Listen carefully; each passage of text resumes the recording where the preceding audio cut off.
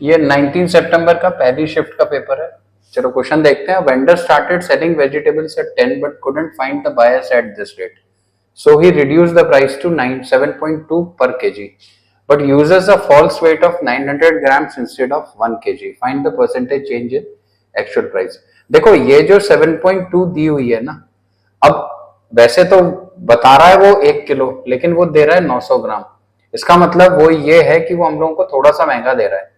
तो 1 kilo by 900 कर देंगे तो यहां से ये आ जाएगा 8 रुपए का। 10 पर 8 रुपए का मतलब 2, तो 2/10 का मतलब 20% हम लोगों का आंसर हो गया। तो परसेंटेज चेंज हम लोगों को निकालना था। नेक्स्ट क्वेश्चन है 15 kg of 10 per kg wheat is mixed with 5 kg of another type of wheat to get a mixture of costing 30. Find the price of the costlier. देखो ये जो 5 kg और ये 15 kg है, इसका हाईएस्ट कॉमन फैक्टर 5 है, तो हम लोग 3 का 10 के हिसाब से ले लेते हैं। 1 का निकालना है हम लोगों को और ओवरऑल 4 का हम लोगों के पास में 30 आ रहा है। तो ये 30 रुपीज हो गया, प्लस का x हो गया, ये 120 हो गया। तो x की वैल्यू हमारे पास में 90 आ गई। यूज HCF, क्योंकि ये वाली वैल्यू वो चेंज कर सकता है। नेक्स्ट क्वेश्चन है in a family the combined age of husband wife and son is 90. The difference in ages of husband and wife is 1/3 of the age of their son. After 10 years, the age of son would be half the age of his father. What is the present age of his mother? अच्छा, ये mother की इसने as they रखी है। एक चीज देखो जरा, यहाँ पे हम लोगों को इस वाली कंडीशन से एक इक्वेशन मिलेगी, दूसरी इक्वेशन यहाँ से मिलेगी और तीसरी इक्वेशन यहाँ से मिलेगी, और तीनों इक्वेशन को सॉल्व करना पड़ेगा। इसमें लग जाएगा टाइम। थोड़ा सा एक लॉजिक देखते हैं। वो ये है कि ये वाली लाइन को अगर हम लोग पकड़े, after 10 years the age of son would be half of his father, और हम लोग मदर की एज में देखो यहाँ पे ये 10 years देने का मतलब तीनों की एज हम लोग की अब 120 हो गई है, तीनों की एज, जिसमें मदर की उसने दे रखी है 40। तो 10 साल के बाद में अगर हम इन सब में ऐड कर दें तो मदर जो है ये यहाँ पे 50 की हो जाएगी, यहाँ 55 की हो जाएगी, यहाँ 45 की हो जाएगी और यहाँ 40 की हो जाएगी। इस 120 में से अगर मैं 50 को घटाऊं तो ये मेरा 70 आ रहा है। 70 जो है, 70 ये वाली कंडीशन जो है ना, हाफ ऑफ हिज फादर, यानी कि फादर और सन के बीच में 2:1 से डिवाइड हो जाए, तो ये वाला नंबर तो डिवाइड नहीं हो रहा है। दूसरा वाला अगर हम देखें -55, तो ये 65 आ रहा है, ये भी 2:1 से डिवाइड नहीं हो रहा है। तीसरा वाला देखते हैं 100 माइनस ये 75, ये 2:1 से डिवाइड हो गया। तो एक तो ये हो सकता है। चौथा वाला और चेक कर लेते हैं। 120 माइनस का 40 अगर किया तो 80 आ गया। 80 भी 2:1 से डिवाइड नहीं हो रहा है, तो अपन लोगों का डेफिनेटली आंसर ये है। तो ये वाले अप्रोच को यूज करना, क्वेश्चन जल्दी सॉल्व हो जाएगा। नेक्स्ट क्वेश्चन देखते हैं। sin a plus cos a √3 है, then the find the value of इसका है। ओके, अगर हम लोग इसको देखें तो ये sin² a plus cos² a upon sin a cos a हम लोगों को यहां से मिल रहा है, और प्लस का 2 sin a cos a यहां से मिल रहा है। इसको अगर हम लोग होल स्क्वायर करते हैं तो ये 1 + 2 sin a cos a हम लोगों को 3 के हिसाब से मिल रहा है, यानी कि sin a cos a यहाँ पे हम लोगों को 1 मिल गया। इसमें सब्स्टिट्यूट कर देते हैं तो 1/1 + 2 के हिसाब से आंसर 3। नेक्स्ट क्वेश्चन है AB is chord of length 32 of a circle of radius 20. The tangents at A and B intersect at point T. Find the length TA. बहुत ही सिंपल सा क्वेश्चन है, ये एक फेमस क्वेश्चन है। यहां से लेकर यहां तक ये AB है, उसने रेडियस भी हम लोगों को दिया हुआ है 20, इसकी लंबाई उसने 32 दी है। तो अगर यहां से यहां बीच में आएंगे तो ये डिस्टेंस हम लोगों का 16 हो गया। अब ये 5, 4 और 3 की कंडीशन सेटिस्फाई हो रही है, तो ये वाला 12 हो गया। अब ट्राइंगल के अंदर ट्राइंगल अगर मिल रहा है तो ये सिमिलर ट्राइंगल होगा, तो हम लोग ये दो ट्राइंगल्स की सिमिलरिटी आपस में चेक कर लेते हैं। तो बड़े वाले ट्राइंगल के लिए ये वाला अगर एंगल अल्फा है, ये 90 है, तो ये वाला एंगल 90 माइनस अल्फा हो गया। अगर ये 90 माइनस अल्फा है और ये वाला 90 है, तो हम लोगों को ये यहां से ये वाला एंगल हम लोगों को मिल गया अल्फा का। अब दो ट्राइंगल हम लोगों को लेने हैं, एक तो हमें बड़ा वाला ट्राइंगल लेना है और एक हम लोगों को छोटा वाला ट्राइंगल लेना है। बड़े वाले ट्राइंगल में अल्फा और दो एंगल्स का हम लोग आपस में सिमिलरिटी चेक कर लेते हैं। बड़े वाले ट्राइंगल के लिए अल्फा के ठीक सामने वाली साइड हमारी 20 है, छोटे वाले के लिए अल्फा के ठीक सामने वाली साइड हमारी 12 है। 90 माइनस अल्फा के लिए बड़े वाले ट्राइंगल में साइड हम लोगों की T है और छोटे वाले में 90 माइनस अल्फा के लिए हमारी साइड 16 है। अगर हम लोग इसको कैलकुलेट करते हैं तो ये 80/3 आ रहा है। अगर 81 होता तो 27 होता, 27 से थोड़ी सी छोटी वाली वैल्यू हम लोगों का आंसर है। ये लास्ट मोमेंट पे कर लिया करो तुम लोग ये।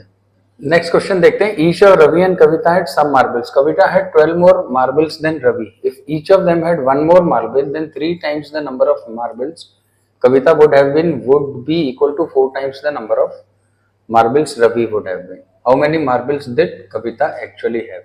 इसमें तो कुछ नहीं है, कविता के पास में n है तो रवि के पास में n-12 ले लेते हैं। सेकंड कंडीशन हम लोग यहाँ पे लगा देते हैं, वो ये है कि अगर इन दोनों में 1 हम लोग ऐड कर दें तो ये n+1 हो जाएगा और ये n-11 हो जाएगा। अब कंडीशन के हिसाब से इसका 3 टाइम्स इसके 4 टाइम्स का सॉल्व कर लेते हैं तो n की वैल्यू जो आ जाएगी 44 + 3 47 आंसर आ जाएगा हम लोग। आगे क्वेश्चन देखते हैं। The value of expression sin x। यार देखो ये वाला जो क्वेश्चन है ना ये अलजेब्रा बेस्ड है, ये x+1/x की वैल्यू 2 ये आता रहता है तो x की पावर 7 + 1/x की पावर 7 वाला है। इसमें क्या करते हैं 1 डाल के 2 आ जाता है तो 1 डाल के 2 आंसर आ जाएगा। नेक्स्ट क्वेश्चन है WXYZ is a quadrilateral in which. अच्छा ये क्वाड्रिलेटरल हम लोग ऐसे करके बना लेते हैं, यहां से दे देते हैं WXYZ। ज्योमेट्री में ड्राइंग तो बनानी पड़ेगी। In which XQ and ZP are perpendicular to WY के परपेंडिकुलर में हम लोगों को ZP एंड XQ दे रहा है। अच्छा diagonals ZX and WY intersect each other at point O। Okay तो एक डायगोनल यहां से हम लोग इसकी ऐसे करके जोड़ देते हैं, ये जोड़ दिया हमने diagonal. If OX is equal to 12, OX अगर हम लोगों का 12 है then find the value of ZX। अच्छा ZX की वैल्यू हम लोगों को निकालनी है। यार एक चीज देखो ये दोनों एंगल तो बराबर हो जाएंगे है ना, ये 90 डिग्री है तो ये भी 90 डिग्री हो गया, दोनों कॉन्ग्रुएंट हो गए तो ये अगर 12 होगा तो ये भी 12 होगा, इसका मतलब टोटल 24 हो जाएगा। नेक्स्ट क्वेश्चन है the cost of diamond varies directly a square of its weight. Once this diamond broke into 4 pieces with weights इतना, then when the pieces were sold the merchant got इतना less than 1 piece, find the original price. देखो इसमें जो कुछ है वो ये है। अब रेशियो हमने 4:3:1 यहाँ पे लिख दिया तो इसका टोटल वेट हम लोगों का 10 हो गया। अब अगर हम लोग इसके कॉस्ट के बारे में देखते हैं तो ये 4 स्क्वायर 3 स्क्वायर 2 स्क्वायर और 1 स्क्वायर हो गई और ये 10 का होल स्क्वायर हो गई। इनकी कॉस्ट को अगर हम लोग जोड़ लेते हैं तो 16 + 9 + 4 + 1 के हिसाब से 30 की कॉस्ट आ रही है और यहाँ से कॉस्ट आ रही है 100 की। टूटने के साथ में इसकी कॉस्ट रिड्यूस हो गई है तो 70 के बराबर हो गई। 70 जो है ये 6300 के बराबर है तो 63,000 सॉरी, तो इसमें हम लोग मल्टीप्लाई कर देंगे 900 का तो हम लोगों का आंसर हो जाएगा। अब हम लोगों को पूछा हुआ है ओरिजिनल प्राइस, तो ओरिजिनल प्राइस हम लोगों की 100 थी ना, 100 में 900 मल्टीप्लाई कर देंगे तो 90,000 आंसर आ जाएगा। पुराना क्वेश्चन है, एसएससी का जाना पहचाना क्वेश्चन है, कोई बड़ा ऐसा कोई टफ क्वेश्चन नहीं है, इसमें ये कर देते हैं। नेक्स्ट क्वेश्चन है what number should be subtracted from x³ - 4x² - 8x + 1 to make the number divisible by x + 2। देखो ये वाला क्वेश्चन जो है ना ये ऑब्जर्वेशन से हो जाता है। अगर हम लोग x की वैल्यू -2 डालें तो ये सब के सब जो हैं ये 2 से डिवाइड हो जाएंगे। इसमें 11 का जो नियरेस्ट अपन लोगों को 2 मिल रहा है वो 8 मिल रहा है और 3, तो 3 आंसर हो जाता है इसका, तो 3 लगा देंगे। वरना फिर दूसरा तरीका यह है कि x + 2 को तुम पूरा डिवाइड करो और उसके बाद में करो, ये इसी तरीके से चलता है। नेक्स्ट क्वेश्चन लेते हैं। Successive discounts of 10% are given on the purchase of purse if the mark price of purse is इतना, फाइंड द सेलिंग प्राइस। देखो शर्म नहीं करनी चाहिए, कोई भी एक डिस्काउंट ले लेते हैं, मैं 20% पहले ले लेता हूँ तो ये 450 मुझे दिखाई दे रहा है तो मैंने लेस कर दिया 1800 आ गया, फिर एक 10% का डिस्काउंट और 180 इसमें से लेस कर दिया, हो गया क्वेश्चन सॉल्व। 1620 काय को दिमाग लगाएं। नेक्स्ट क्वेश्चन है R is point outside a circle is 18 centimeter from a second drawn from the R intersect the circle at point A and B in such a way that RI is 7 इतना, find the radius of the circle। ये हमने एक circle बना लिया, एक point R है, यहां से हमने एक सेकंड ड्रॉ कर ली, ये A है ये B है ये पॉइंट R है। अब आगे वो ये कहता है रेडियस ऑफ द सर्कल है R हम लोगों को निकालनी है, आर ए की वैल्यू उसने हम लोगों को 7 दे दी है, ए भी उसने 5 दे दिया है। एक पॉइंट इसने यहाँ पे ये दे रखा है कि R is point outside 18 from the centre, तो ये हम लोगों का ये वाला डिस्टेंस है 18। अब यहाँ पे वही वाली प्रॉपर्टी हम लोगों की लग जाएगी पी ए बी, और अगर हम लोग इसको सी डी ले लेते हैं तो P A into P B is equal to P C into P D. बस केवल एक चीज ध्यान देनी है कि ये वाला जो डिस्टेंस होगा ये 18 माइनस आर होगा, और पूरा जो डिस्टेंस होगा ये हम लोगों का 18 प्लस आर होगा। तो लगाते हैं 18 minus R, 18 plus R is equal to 7 into 7 plus 5 12। ये 18 का होल स्क्वायर 324 माइनस का आर स्क्वायर बराबर 1284 आ गया। तो आर स्क्वायर की वैल्यू 240 आ रही है, आर की वैल्यू जो है ये हम लोगों की 4√15 आ जाएगी। The cost of tomatoes per kg is increased by 300 and housewife reduces her consumption of 70. By what % does her expenditure on the tomato increase? अच्छा, तो ये टोटल बराबर हम लोगों को जो स्ट्रक्चर मिल रहा है वो इस तरीके का मिल रहा है, जहां पे कॉस्ट पर केजी 300 हो गई, यानी कि 1 से 4 हो गई। हाउसवाइफ कंजम्पशन को 70% रिड्यूसेस हर 70%, यानी कि 10 से उसने 3 का कर दिया, तो यहाँ पे ये 12 आ गया, ये 10 आ गया, तो 2/10 का मतलब 20% हम लोगों का इंक्रीज हो गया। नेक्स्ट क्वेश्चन है, Aman invested a sum of money in scheme A at the rate of 8% for 5 years on simple. He invested 4 times the sum of scheme A and scheme B at the rate of 5% 7 on simple interest. देखो इसमें तुम लोग मालूम है क्या किया करो, तुम लोग ना इन दोनों को सबसे पहले मल्टीप्लाई कर लो, तो 40% आ गया, इसको फ्रैक्शन की वैल्यू लिख दी 2/5। इसी तरीके से यहां से यहां मल्टीप्लाई किया तो आ गया 35%। एक कंडीशन और, इसने 4 टाइम्स की दी है तो इंटू 4 कर दिया, तो ये 140% आ गया। 140 का मतलब ये हम लोगों को 7/5 मिल गया, इसको यहाँ पे 7/5 कर दिया। अब कंडीशन को अगर देखा तो टोटल इंटरेस्ट अमाउंट टू 1620 है, तो इन दोनों के रेशियो के हिसाब से ये टोटल 9 हो गया, 9 1620 के बराबर है, तो इसमें इंटू 180 कर दिया तो हमको ये वाली फिगर मिल गई। अब वो कह रहा है did he invest in scheme B, scheme B में हमने 5 अभी डाल रखा है, तो इंटू 180 कर देंगे तो ये 900 के बराबर आ गया। अब इससे इंटू 4 टाइम्स ही तो डाल रखा है, तो इंटू 4 करने का मतलब उन लोगों का कितना हो गया, 3600 हो गया। इस तरीके से कर लेना तो ये इजी पड़ जाएगा। नेक्स्ट क्वेश्चन है, 2 trains of length 150 and 250 run on parallel. When they run in same direction they take 20 seconds to cross each other, and when they run in opposite direction they takes 5 seconds to each other. What is the speed of 2?